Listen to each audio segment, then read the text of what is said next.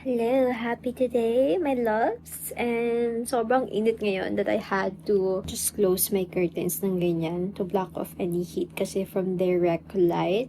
Kasi yung window ko na ano siya ng sunlight as in direct siya ganyan. How are you guys reading so far? Although start pa lang naman ng May, but we already read one book. We already finished one book out of the 8 na plan natin na books. I'm actually gonna read for a bit right now kasi I had a pretty busy morning. Pumunta ako ng Pag-ibig. Turns out, close pala sila. Okay, for our to-be-read stash, I'm thinking of reading this today. This thrifted book that I found. Yung nakaraan lang, if you've been watching the vlogs. I think this is a pretty short book. Sana. Kasi I'm in the mood for a short story or a novella.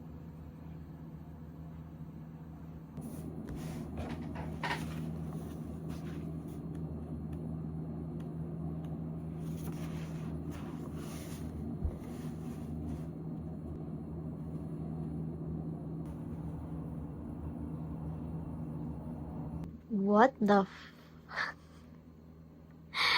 hindi man hate, pero sometimes I find this annoying kapag sa mga classics. Like, hindi ka naman maintindihan kapag ginagawa like, yung exact na talaga kung paano yung accent kanyan. Kasi you could, I don't know, like, I guess because this is an old book, pero like, medyo mahirap siya intindihin. Nakakaloka.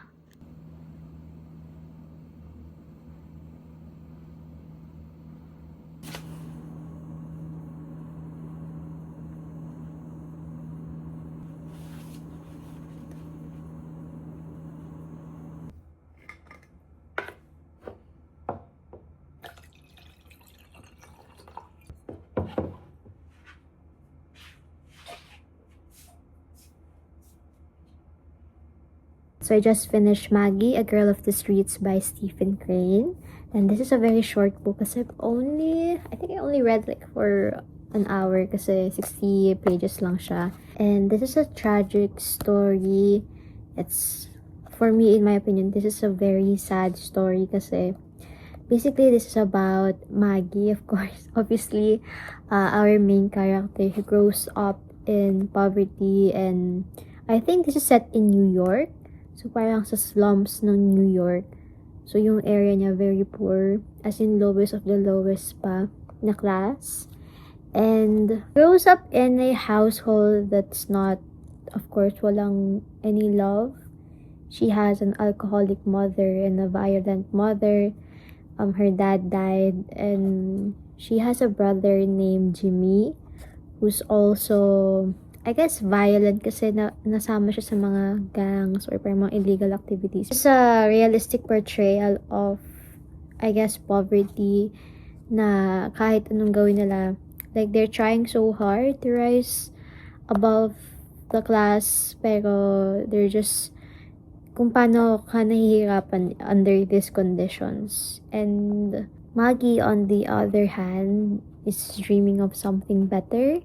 She just wants more, and she's more on the romanticizing her life kasi she falls in love with her brother's friend, Pete. And si Pete naman, hindi naman niya niloko totally si Maggie at first kasi parang just kind of sees people or women as a plaything, I guess. Kasi Maggie got her hopes up kay Pete na Pete will be the one to save her, quote unquote. And this is also a cautionary tale about kapag pinut mo yung men in pedestal kasi Maggie just blindly follows Pete thinking na Pete will save her from the slums kasi she was exposed to Pete's world na yung bar kasi bartender si Pete. So, she immediately thinks na, oh, Pete is yung medyo pa higher class, mas mataas na class sa akin kasi I've never experienced this.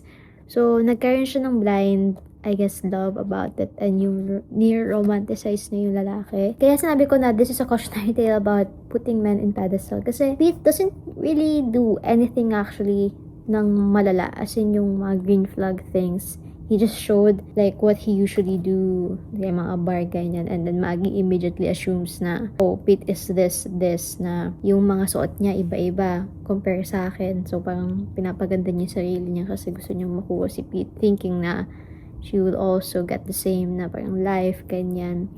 And then, when Pete got bored, I guess, kasi Pete meets another, alam ko kalala na niya yung babae, pero na-meet niya ulit. He just suddenly leaves Maggie, as in literal na the same night na nakilala niya yung babae. Umalis yung babae, saka si Pete. Yung babae nga may date nga actually. So, naiwan yung dalawang date nila, si Maggie, saka yung date ng babae. And then, she just goes home.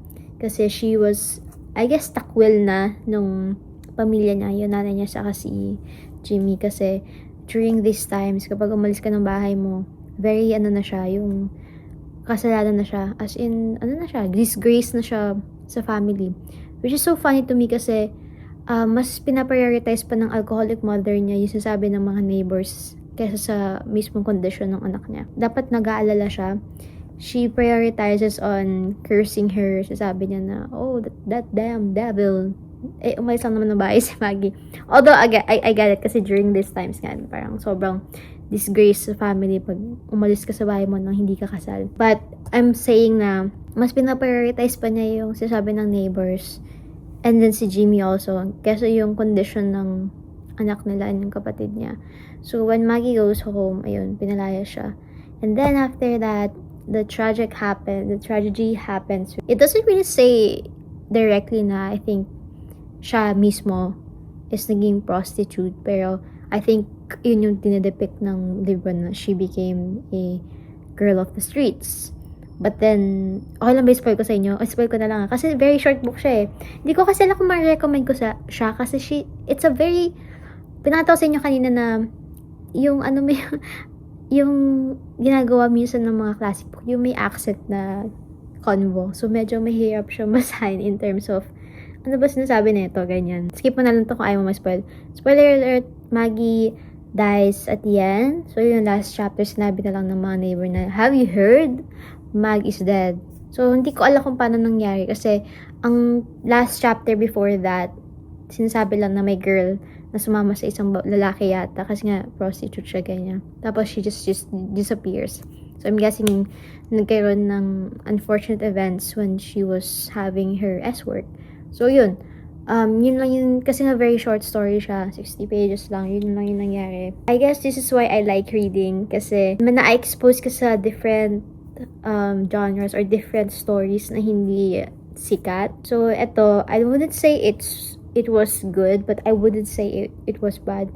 It's more along of, na-educate ako na, itong during these times, ganito, ganyan. And yung reality nga ng yung striving for something better. Pero, paano ka makakagrow sa economy? Paano ka makakagrow sa class mo? If yung mga circumstances around you is pushing you down, parang hindi ka tinutulungan umangat, ganyan. Anyways, that's my take on this book.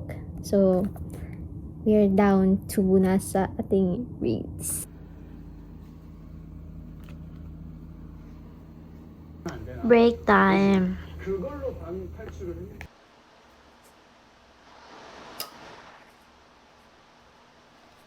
We're going to read a bit.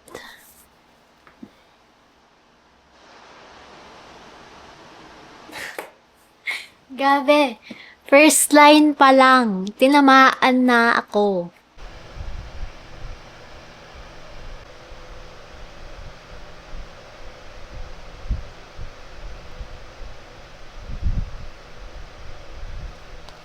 Wow.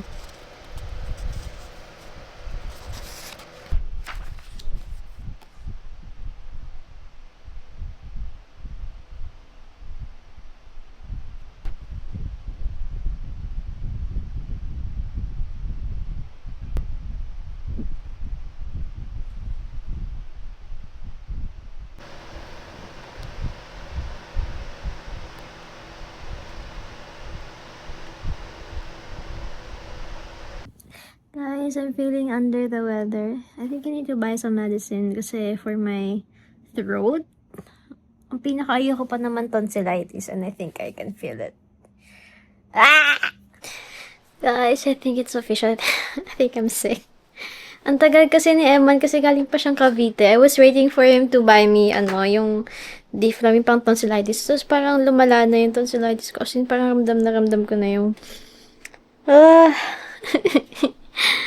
I think I'm just gonna be sick na. Guys, and help. If you ever found this footage, just know na mahal ko kayo and sana matupad na yung pangarap nyo. Help, please. Everyone, I got saved by Emani. He bought me Betadine gargle and then Diflam.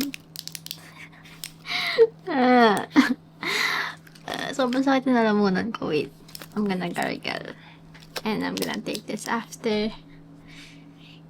Okay, everyone. I've been rescued, everyone. This is Army Navy. Ano to? Chicken fillet? Rice rocket? Actually, hindi pala Army Navy. Ano ba tayo dito? Rice rocket pa nga to. Sa kanya tong cheeseburger. Kasi hindi daw siya nakain ng cheeseburger dun sa Cafe Agapita. And then, the twister fries are back, guys. Spread the good news. It's back. Okay, update. Ayan. May sakit si Waya Kim Kim. Diplam daw siya. Nagdiplam daw siya ng nakaka-numb. Ano daw? Ayun. Update lang. Kasi si Raya di makasalita. Kawawa naman ang baby na yun. Kawawa naman siya, guys. Tingnan nyo. Oh, mahina yung pambubuli niya ngayon. Nag-update lang. Makatambay lang kami sa sopa. Ayan o. Nanonood lang ako ng bike upgrades. Baka bilan tayo ng bike. Hi everyone. Hi everyone. I fear I might have to end this vlog ngayon kasi I'm gonna rest. Kahit na 8 PM pa lang. But I'm so sick. I mean, parang peak na yung sickness ko. And my throat hurts so bad. So, I think I'm gonna rest. Hopefully, I get to edit this tomorrow. And I get to upload the video tomorrow for you guys. So, ayun lang. Get well soon, right? Ano na yung sarili? Get well soon. Bye. Thank you so much for watching. You guys take care of yourself and health. Bye.